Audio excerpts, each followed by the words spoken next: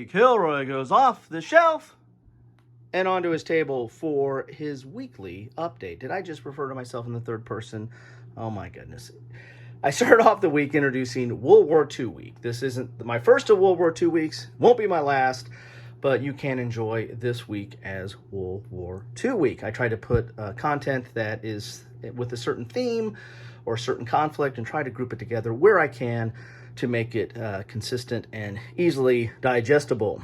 Started off with a digestion, Coffee with Kilroy, where I covered Rattenkrieg, which is a postcard game from Turning Point Simulations, which is a sister company of Against the Odds magazine.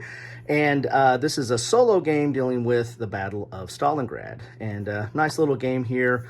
As you can see, the rules and counters are on the card itself, and you can cut the counters out and play on the game there. So Rattenkrieg was started off the week. Then I went right into Red Sun, Red Star, the Nomonhan campaign in 1939, which is at the very beginning of World War II in Northeast Asia, in a conflict between Russia and Japan fighting over Manchuria, which is now currently land owned by China. So how about that?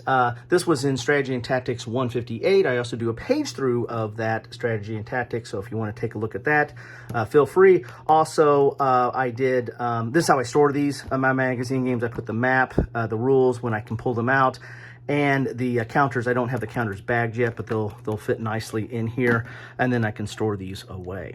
Then I went to Enemy Coast Ahead, Operation Chastise, the Dam Buster Raid 1943 by Jeremy White. This is a solo game dealing with the air operations of the very unique Dam Buster Raid, which trained, they had to do specially outfitted aircraft, Lancaster bombers, and engineering for the bombs, and they kind of did this skip bomb, barrel bombs into the sides of the dams at night, at low altitude. So it's a very interesting action or operation. And this game lets you do the whole thing, from the planning stage to the flight stage to the actual, bombing stage as well. I did this on my birthday, so I appreciate all the birthday wishes.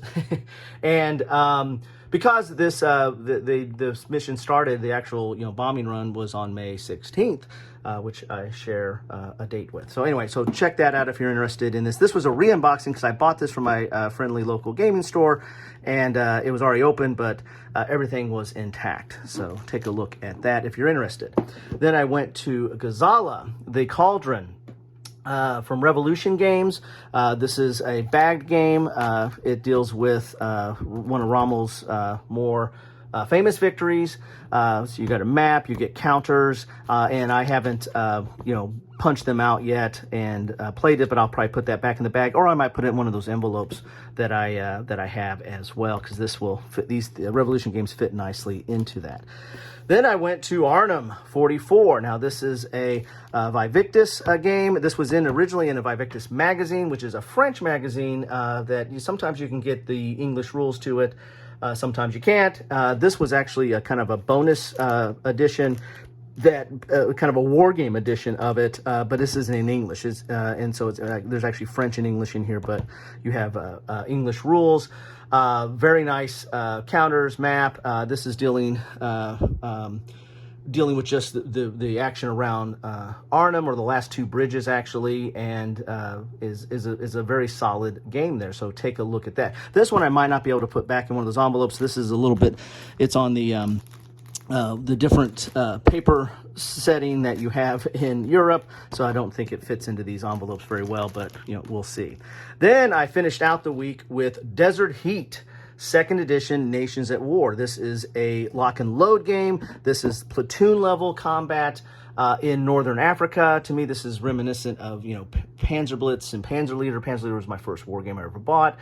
All the information's on the counter. You don't even have to go to a combat results table or anything like that.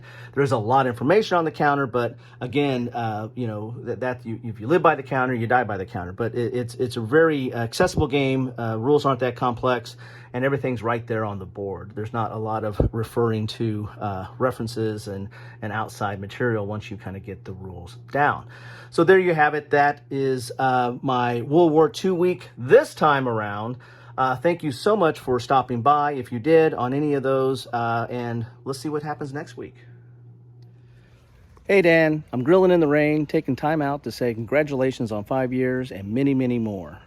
Yeah, thanks, Dan, for distracting my dad for so many years.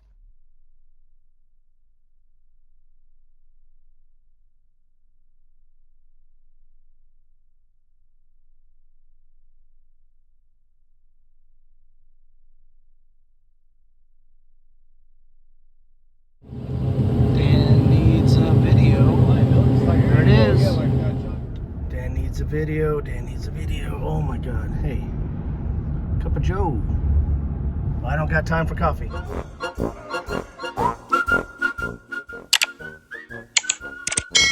Thanks for watching.